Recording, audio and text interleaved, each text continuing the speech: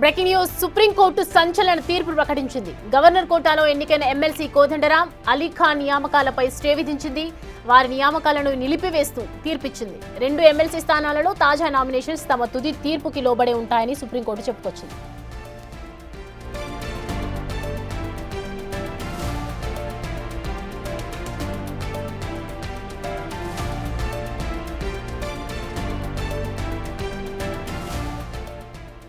తొలుత కోదండరాం, అలీఖాన్ల నియామకం అక్రమంగా జరిగిందని దాసోజు శ్రవణ్, సత్యనారాయణలు గవర్నర్కు తెలిపారు. గవర్నర్ వీరి వాదనను తిరస్కరించడంతో ఇరువురు నేతలు సుప్రీంకోర్టును ఆశ్రయించారు. వారి నియామకాలపై విచారణ జరిపి రద్దు చేయాలని బీఆర్ఎస్ నేతలు సుప్రీంను కోరారు.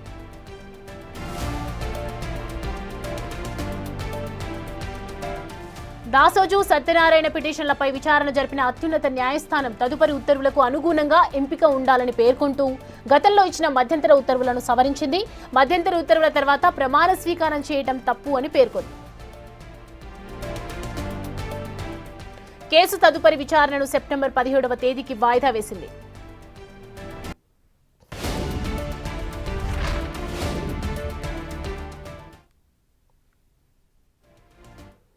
సుప్రీంకోర్టు ప్రకటనపై బీఆర్ఎస్ నేత దాసోజు శ్రవణ్ ఏమన్నారు, ఆయన ఏం స్పందించారో ఒకసారి చూద్దాం.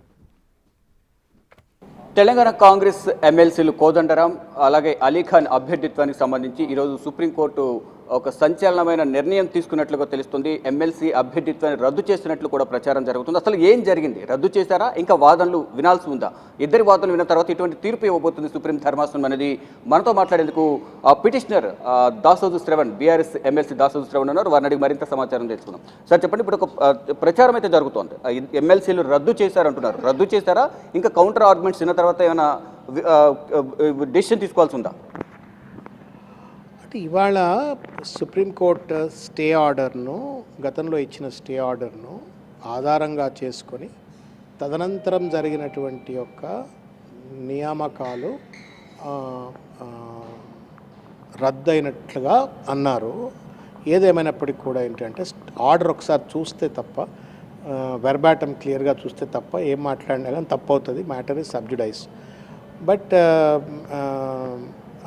నాకు అనిపించిన స్థూలంగా అక్కడ జరిపినటువంటి ఒక ఆర్గ్యుమెంట్స్ బట్టి కోర్టు వారు అనాయిడ్ దట్ స్టే ఆర్డర్ను పట్టుకొని అట్లా అపాయింట్ అవుతారు అన్నటువంటి ఒక ఆశ్చర్యాన్ని కోర్టు వ్యక్తీకరించినట్టుగా అనిపించింది.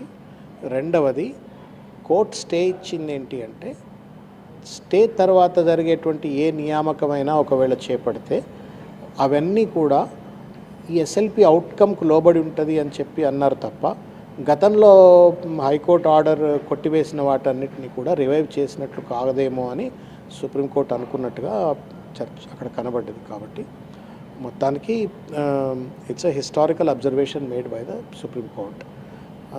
కాబట్టి వాళ్ళు అమీర్ అలీ ఖాన్ గారు, తర్వాత కోదండరాం గారి యొక్క నియామకాలు నాకు తెలిసి I assume that they are nullified అని నేను అనుకుంటున్నాను, till at least supreme court final judgement ఇచ్చేంతవరకు. 2024లో ఎమ్మెల్సీకి సంబంధించి ఇప్పుడు తీర్పు ఇవ్వడాన్ని ఏ విధంగా చూస్తారు? అంటే మీరు గతంలో మీ అభ్యర్థిత్వాన్ని ఇటు గవర్నర్ సమ్మతించలేదు, తమిళిసై సౌందరరాజన్, ఇప్పుడు రాజీనామా చేసి ఆవిడ ప్రత్యక్ష రాజకీయాలకు వెళ్ళారు. ఇప్పుడు మీరు ఏం చెప్పదలుచుకున్నారు? ఆవిడకనే కాదండి, ఎవరైనా సరే, we are all bound by the constitution. The ruler is only for 5 years or 3 years. ప్రజలు అనుకున్నన్ని రోజులు అధికారంలో ఉంటాం, ప్రజలు వద్దనుకున్నాడు అధికారంలో ఉండం.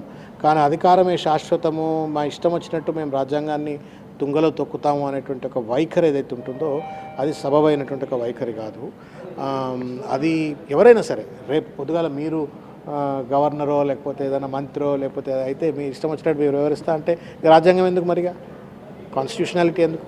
కాబట్టి all of us have to work according to the constitutional principles.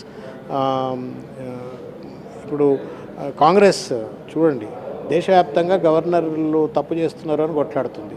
మా దగ్గరకు వచ్చేటప్పటికేమో మేము బీఆర్ఎస్ వాళ్ళం కాబట్టి గవర్నర్ తప్పు చేసినా పర్వాలేదు అన్నట్టు వ్యవహరిస్తే ఎట్లా? అంటే కాంగ్రెస్ గవర్నర్స్ అనేవి కేంద్ర ప్రభుత్వం పరిధిలో ఉండేవారు. కాంగ్రెస్ జస్ట్ ఇప్పుడు 3 రాష్ట్రాలు మాత్రం అధికారం ఉంది, కేంద్రం లేదు. కాబట్టి వారు ఇన్ఫ్లుయెన్స్ చేసే అవకాశం ఉంటుందా గవర్నర్ని? సరే ఇప్పుడు తెలంగాణలో భిన్నమైనటువంటి మీకు నాకంటే ఎక్కువ మీకే ఎరక ఢిల్లీలో ఉన్నారు కాబట్టి మీకు ఎక్కువ ఎరక ఢిల్లీలో తెలంగాణలో ఒక వింత అయినటువంటి దేశమంతా పిల్లి ఎలుక బీజేపీ కాంగ్రెస్ తెలంగాణలోకి వచ్చేటప్పటికి వాళ్ళిద్దరూ మంచి మిత్రబంధంతో కొనసాగిస్తూ ఉన్నారు. సరే అది ఇట్స్ డిఫరెంట్ మ్యాటర్.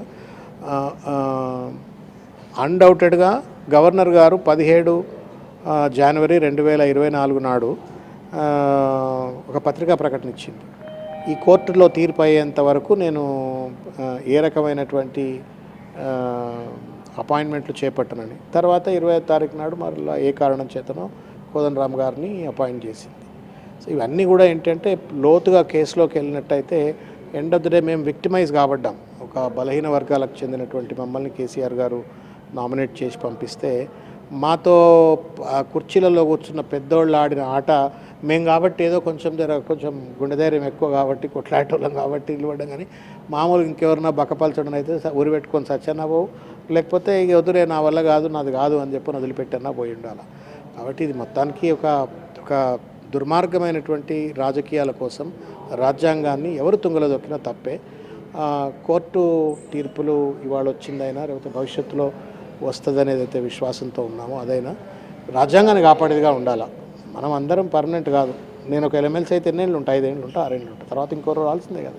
ముఖ్యమంత్రి రేవంత్ రెడ్డి ఎన్నేళ్ళు ఉంటాడు, ఇంకా 3 ఏళ్ళు ఉంటాడు, తర్వాత ఇంకెవరు రావాల్సిందే కదా. So but end of the day constitution is permanent.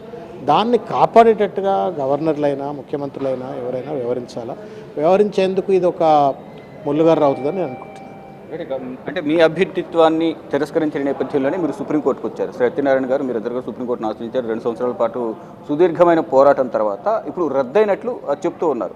దీనికి సంబంధించి క్లియర్ కట్గా సుప్రీంకోర్టు తదుపరి విచారణలో క్లియర్గా తెలిసే అవకాశం ఆర్డర్ వచ్చిన తర్వాత దెన్ ఐ కెన్ కమెంట్. ఇవాళ సూత్రప్రాయంగా అట్లా అనిపించింది, బట్ రద్దు అయినట్టుగా అనిపించింది. So will have to wait and watch. ఏం చెప్పదలుచుకున్నారు మీరు ఫర్దర్గా? నేనేమంటున్నానంటే ఈ ప్రభుత్వం కానివ్వండి లేకపోతే గవర్నర్ గారి వ్యవస్థ కానివ్వండి రాజ్యాంగానికి లోబడి పనిచేయాలా. పేద కులాలకు చెందిన వాళ్ళం మాతో ఆట ఎందుకండి, మేము చిన్నోళ్ళం, మమ్మల్ని ఎందుకు గొంతు తొక్కాలా. కేసీఆర్ గారు పాపం ఏదో మా మీద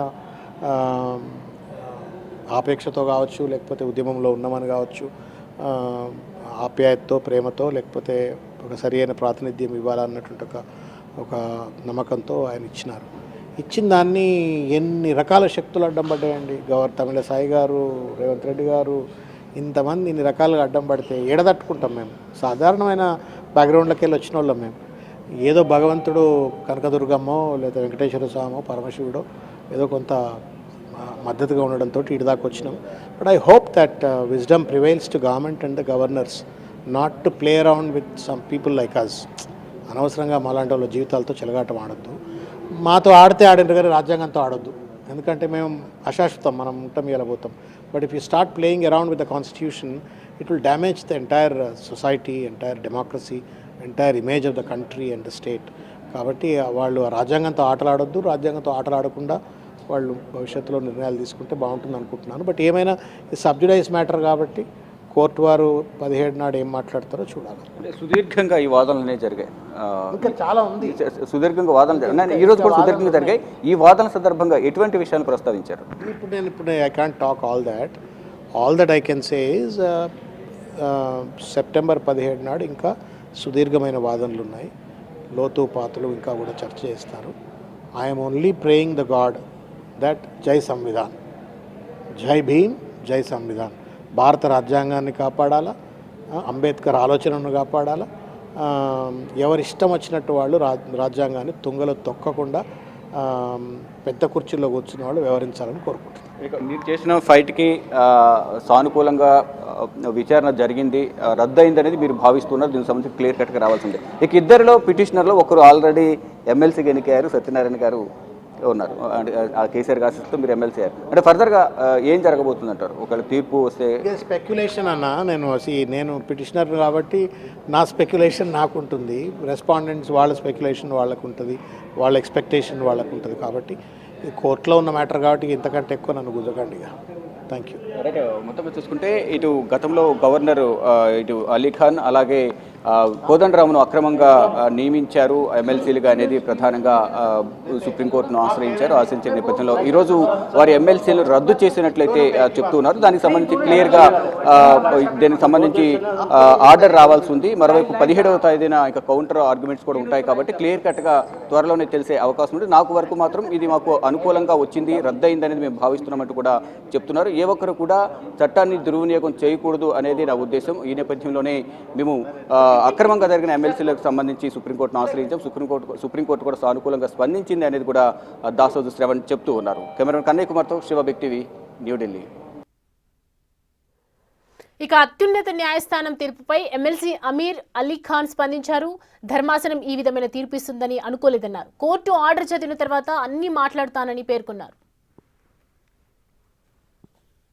సుప్రీంకోర్టు జడ్జిమెంట్ కాపీ నాకు దొరకలేదు. ఒకసారి దొరికితే చదివేస్తే మేము కమెంట్ చేస్తే అది బాగా అవుతుంది. My advocate called from Delhi. He said today was a case, and Supreme Court has said that they want to do some revision. So once the copy is available only, it is better that I can comment, or next course of action can be decided. We'll wait for 17 September. Dosuji Shravan had put the case. Adi case lo 1st January nunchi ఈ 1.5 yearsలో అది same case high court అయిపోయింది, సుప్రీంకోర్టుకు పోవాలి. సుప్రీంకోర్టులో ఇది today judgement ఇచ్చింది.